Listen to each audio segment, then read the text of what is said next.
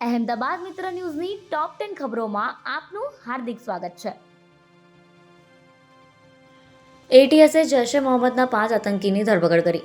ગુજરાત એટીએસે જૈશ-એ મોહમ્મદના વધુ 5 આતંકીની ધરપકડ કરી છે. અગાઉ એટીએસે 8 આતંકીઓની ધરપકડ કરી હતી, જેમની તપાસ દરમિયાન વધુ 5 નામો સામે આવતા એટીએસે આતંકીઓની ધરપકડ કરી છે.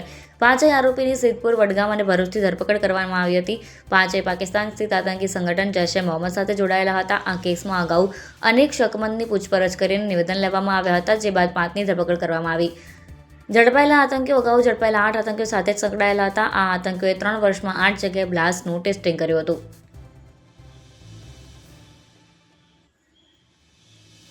કોંગ્રેસ કોર્પોરેટરના ભત્રીજાની લુખ્ખાગીરી.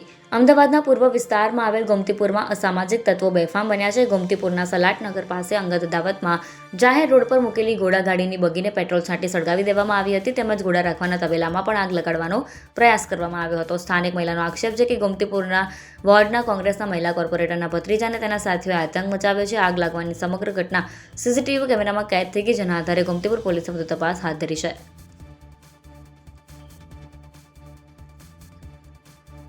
બંગાળની ખાડીમાં સિસ્ટમ સક્રિય, પણ ગુજરાતમાં ગરમીનો પારો વધ્યો.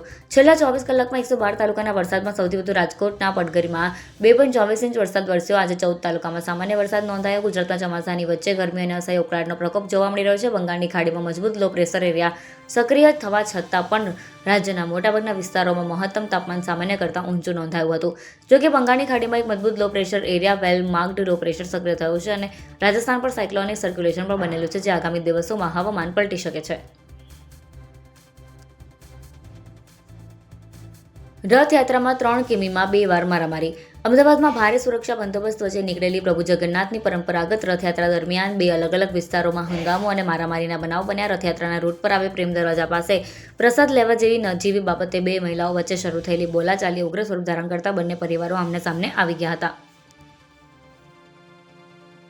ફોરેસ્ટ કર્મચારીઓને મારવાનો કેસ. નર્મદાના ડેડિયાપાડાના ધારાસભ્ય ચૈતર વસાવા, તેમના પત્ની શકુંતલા વસાવા સહિતના આરોપીઓ સાથે નર્મદા પોલીસે જમીન બાબતે ફોરેસ્ટ વિભાગના ઓફિસરને ઘરે બોલાવી મારવા, ધમકાવવા અને હોવામાં ગોળીબાર સંદર્ભે આઈપીસીની કલમ 143, 14(1), 149, 186, 294, 353, 386 અને આર્મ્સ એક્ટની કલમ 25 વગેરે મુજબ ગુનો નોંધાયો હતો. નર્મદાની કોર્ટે આ કેસમાં ચુકાદો આપતા ધારાસભ્ય ચૈતર વસાવા અને તેમની પત્ની શકુંતલા વસાવા સહિત કુલ 9 આરોપીને 7 વર્ષની કેદની સજા ફટકારી હતી.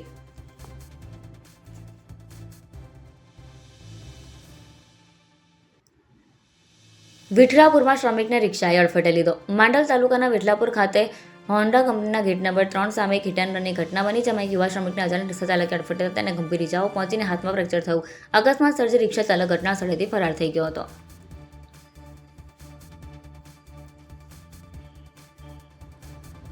નીટ યુજીમાં અમદાવાદના વિદ્યાર્થીઓનો દેશભરમાં ડંકો. દેશની સૌથી મોટી મેડિકલ પ્રવેશ પરીક્ષા નીટ યુજી 2026નું પરિણામ ગતરોજ જાહેર કરવામાં આવ્યું. આ વર્ષે દેશભરમાં અંદાજે 20 લાખ વિદ્યાર્થીઓ પરીક્ષા આપી હતી, જેમાંથી 11.21 લાખ વિદ્યાર્થીઓ પાસ થયા. ગુજરાતમાં અમદાવાદ સેન્ટરમાંથી 3 વિદ્યાર્થીએ ટોપ કરતા ટોપ 30માં સ્થાન મેળવ્યું, જેમાંથી તહા ભાટિયા નામના વિદ્યાર્થી EWS કેટેગરીમાં દેશમાં પ્રથમ સ્થાન મેળવ્યું. ટોપ 30માં સ્થાન મેળવનાર વિદ્યાર્થીઓ જણાવ્યું કે રીનીટની પરીક્ષાના કારણે ફાયદો થયો છે. બીજી વખત પરીક્ષા લેવાય તેમાં પેપર સરળ હતું.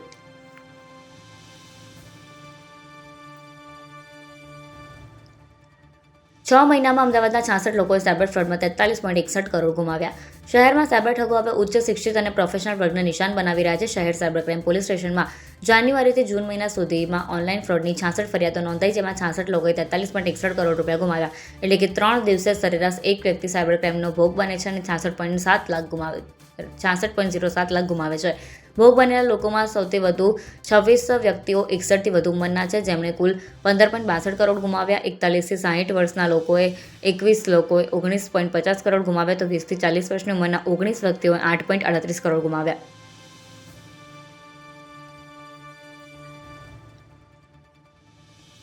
સોનું બની સગીરાને બ્લેકમેલ કરનાર બિટ્ટુ ખાન નીકળ્યો. અમદાવાદ ગ્રામ્યની એક સગીરાને એક દીકરીના પિતા એવા ગ્વાલિયરના મુસ્લિમ યુવકે એચએટ એપથી સોનું ખોટા નામથી સંપર્ક કરી મિત્રતા કરવી, તેમજ અવારનવાર ન્યૂડ વિડીયો કોલ કરવા અને ફિઝિકલ રિલેશન બાંધવા માટે રૂબરૂમાં મળવા માટે કહેતો. જો સગીરા આવું ના કરે તો તેને સોશિયલ મીડિયામાં બદનામ કરવાની ધમકીઓ આપતો, તેમજ મેલ આઈડી તેમજ ઇન્સ્ટાગ્રામ આઈડીના પાસવર્ડ લીધા હતા, જે અંગે સગીરાએ 4 દિવસ પહેલાં કોલેજની હોસ્ટેલમાંથી ઘેર આવી રડતા વિધવા માતાને આ અંગે જાણ કરી. માતાએ હિંમત આપતા માતાએ કણવા પોલીસમાં ફરિયાદ દાખલ કરી.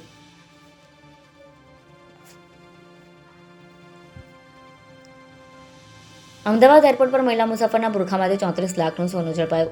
અમદાવાદના કસ્ટમ્સના એર ઇન્ટેલિજન્સ યુનિટના અધિકારીઓ અબુધાબીથી ફ્લાઇટ નંબર 3L111 દ્વારા અમદાવાદ આંતરરાષ્ટ્રીય એરપોર્ટ પર આગમન કરનાર એક મહિલા મુસાફરને અટકાવી તપાસ દરમિયાન જાણવા મળ્યું કે આ મુસાફરે કસ્ટમ ડ્યુટી ચૂકવવાનું ટાળવાના ઇરાદાથી પોતાના વસ્ત્રો એટલે કે બુરખાની અંદર 24 કેરેટ સોનાના 2 TT બાર છુપાવ્યા હતા, જેનું વજન 233 ગ્રામ હતું અને બજાર કિંમત 34,29,216 થાય છે.